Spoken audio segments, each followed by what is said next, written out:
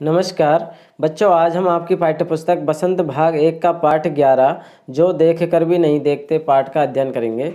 और इस पाठ की लेखिका है बच्चों हेलेन केलर। ठीक है बच्चों, तो बढ़ते हैं आगे। यदि आपने अभी तक हमारे चैनल को सब्सक्राइब नहीं किया तो सब्सक्राइब कर ले और वीडियो देखने के बाद लाइक और कमेंट जरूर करें। तो चलते हैं बच्चों आगे। कभी कभी मैं अपने मित्रों की परीक्षा लेती हूँ, यह परखने के लिए कि वह क्या देखते हैं। हाल ही में मेरी एक प्रिय मित्र जंगल की सैर करने के बाद वापस लौटी। मैंने उनसे पूछा, आपने क्या क्या देखा। लेखिका की मित्र जो अभी हाल ही में जंगल से सैर करने के बाद वापस लौटी है, तो लेखिका ने उससे पूछा, हेलेन केलर ने, कि आपने वहाँ पर क्या क्या देखा। तो उसकी मित्र बताती है, कुछ खास तो नहीं, उनका जवाब था।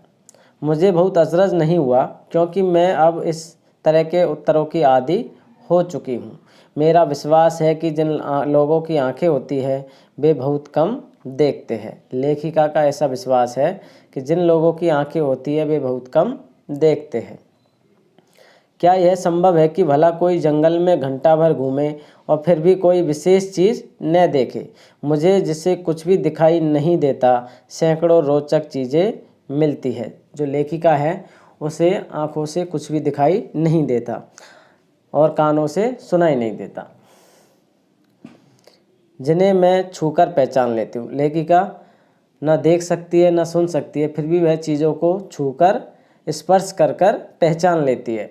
मैं भोजपत्र के पेड़ की चिकनी छाल और चीड़ की खुरदरी छाल को स्पर्श से पहचान लेती हूँ। किस प्रकार पहचान लेती है? स्पर्श से।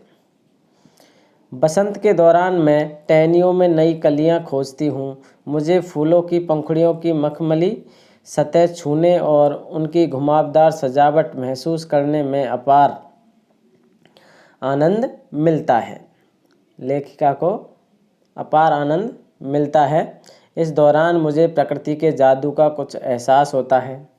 कभी जब मैं खुशनसीब होती हूँ तो टहनी पर हाथ रखते ही किसी चिड़िया के मधुर स्वर कानों में गूंजने लगते हैं।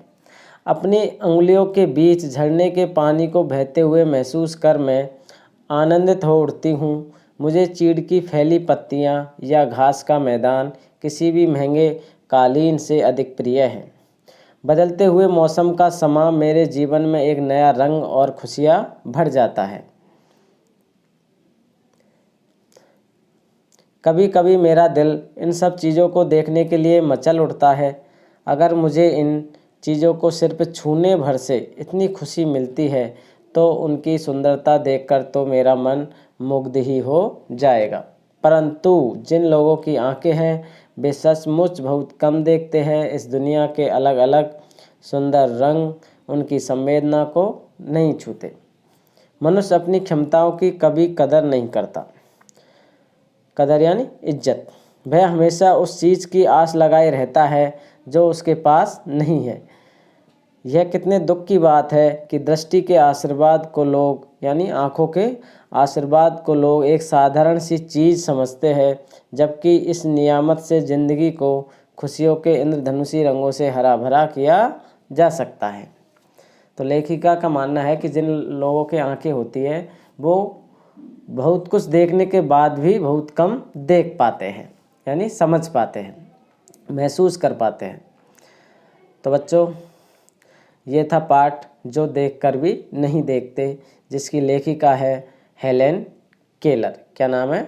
हेलेन केलर, जो चीज़ों को स्पर्श कर कर ही पहचान लेती है। आइए हम लेखिका के बारे में कुछ पढ़ते हैं बच्चों। ठीक है।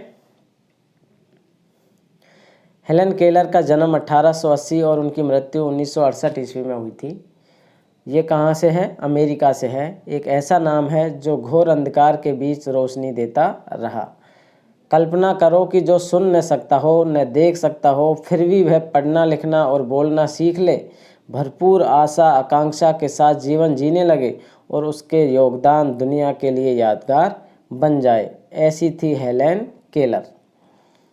जब वे 1.5 वर्ष की थी, बचपन की एक गंभीर बीमारी की वजह से उनकी देखने और सुनने की शक्ति जाती रही, लेकिन उन्होंने हार नहीं मानी।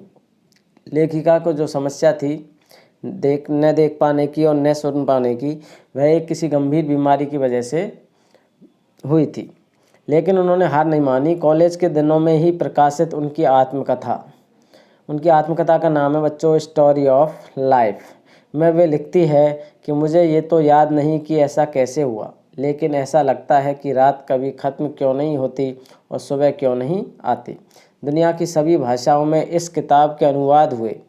इसके अलावा भी उनकी 10 पुस्तक और सैकड़ों लेख प्रकाशित हुए।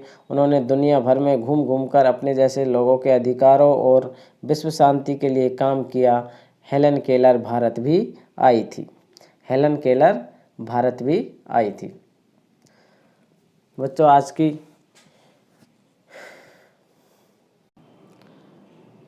आज बस इतना ही। आशा करता हूँ यह पार्ट आपको ज़रूर समझ में आ गया होगा।